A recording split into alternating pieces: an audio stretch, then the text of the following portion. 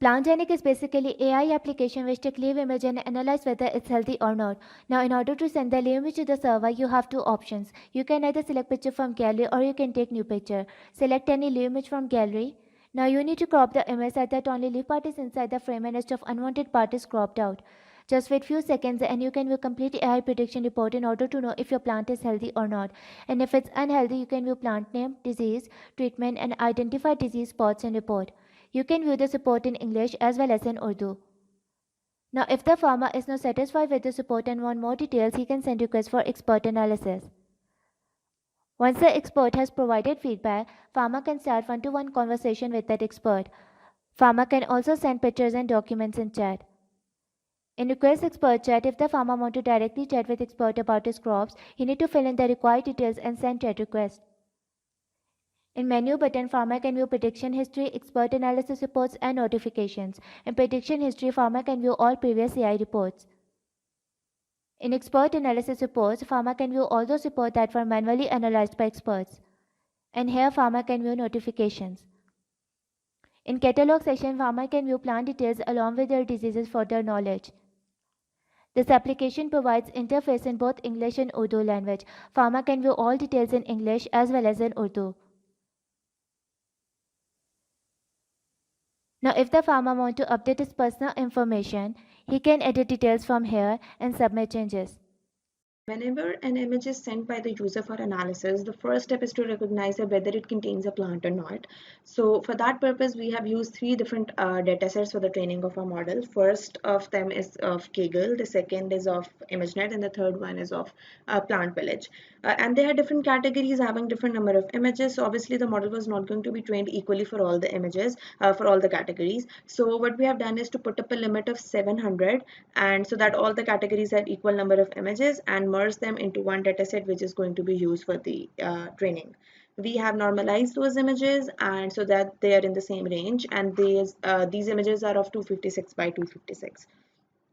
These are the 12 final categories we have, containing 8400 images as a total in the dataset, and we have split it into the ratio of 80-20, 80 for training and 20 for testing. Now, previously, we created 6 different architectures which use the Safari 10's dataset of 32 by 32 images in it, but the accuracy, the maximum accuracy we got was of 0.6, so it was not up to the mark. So then we shifted to VGG16 and trained our model with it, and the ratio of loss and accuracy was good this time. So when we tested it, as it could be seen on the screen for this image, which is containing a plant, so the model correctly recognized it and gave us the accuracy of 0.99.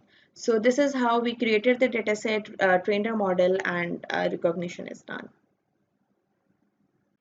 One of the core features of PlantGenic is to identify whether the leaf image is healthy or not. And for that purpose, we have trained several deep learning models to do that. The dataset we have used is of Plant Village dataset that is comprised of total 25 categories. And the dataset is further balanced using different data augmentation technique. And in the end, we have got total 25,000 images, out of which 20,000 images are used for training and 5,000 images are used for testing purposes. We have trained the AI models using different architectures. Some of them are Aron architectures of CNN, and some of them are renowned architectures such as ResNet 50, VGG 16, and 19. We have also generated models comparative analysis report to further help us identify which model is performing best. And in the end, we have got VGG 16 model that performs well, and it gives us 94% accuracy in training data and 86% accuracy on testing data. The other part of the plant genic that is important is to identify which area of the leaf is infected actually. So for that purpose, we have used gradient cam technique, that is to extract the last normalization layer features and applying the heat map on it. And once the heat map is generated, we superimpose that into our original image to identify which is the affected part. In order to access the account, the expert has to log in from here. They can make up a new account, and this is the homepage which shows the statistics of all the doings of the expert so far, like the total analysis request of all the plants that we are catering, or the analyze request by this particular farmer. And these are the posts of catalog. They could be opened from here directly, or you can go to this option and view them. Now, in this catalog, not only the post regarding the plants we are catering, instead you can enter any information that the expert wants to be shared with the users, and then edit them or delete them. It is highly dependent on them, and this is how they're shown. And from here they can add a new post as well. And then all the manual analysis requests sent by the users according to the specialities of the experts are shown here, and they can filter them out. And it is dependent upon the expert that which request they want to respond to. For example, if this is the one, it basically comes with the AI report, and from here the expert can provide the custom feedback and send it back to the user or farmer. This feedback is basically to keep a log of the manual analysis given by this particular expert so far. And whenever an analysis is given, one-to-one conversation between the expert and the farmer starts, and also the analysis is sent as a message so that they can carry on the conversation later on. And since we wanted it real time, so we're using Sendbird's service here.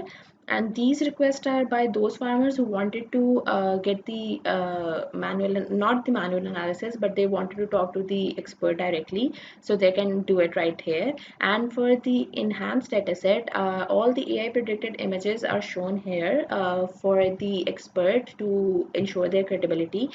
If they think they're rightly predicted, he can add or she can add it directly to the dataset. And if they think they're wrongly tagged, then they can tag it with the category he or she thinks fits best here.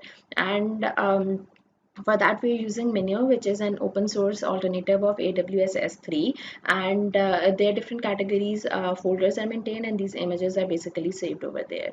And if the expert wants to get the analysis done of any image on their own, then he or she can upload it here and get the analysis done, and also add it to the dataset from here directly. And this is the profile to edit the information they have entered so far. So this is all for the experts web app. This is the main screen of admin panel. On the left side, admin can view general statistics, and on the right side, it visually represents the analysis requests made by farmers in year 2020. Admin also have an option to download this chart in SVG or PNG format. In catalog section, admin can view plant details along with their diseases. Catalog functionality is same as discussed earlier in expert panel. Admin can also manage users according to their roles. Initially, when experts sign up, they are in suspended state, so in order to access the system, they need admin's approval. So admin will view details of each expert, and on basis of that, he will either approve that expert or reject him. Now, even if admin has rejected an expert and afterwards he wants to approve him, he can approve that expert from here. In approved expert list, admin can view personal details of each expert. Admin can also view the request analyzed by the expert. Further, for each request, admin can view AI report as well as expert review. Similarly, in farmers, admin can view that how many AI predictions are done by that farmer and how many feedbacks he has received. Admin can also view the analysis request made by that farmer, an AI report that was generated, as well as expert feedback that was provided.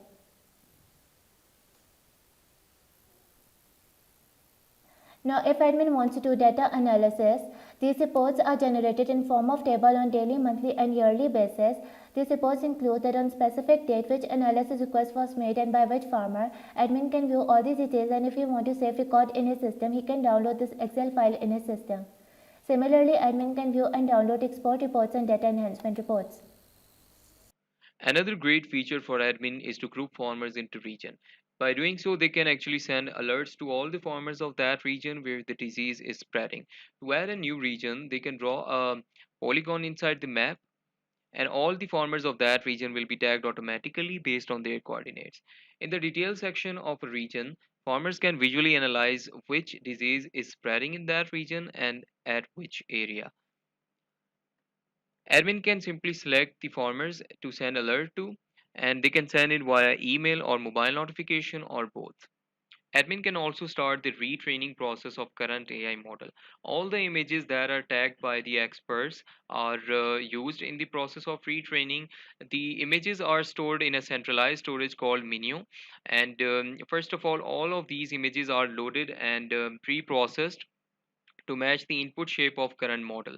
Once this is done, these are fed into the Keras fit function, which will automatically retrain the model on the new inputs. And once this process is done, the retrained model is saved and the history of retraining is updated.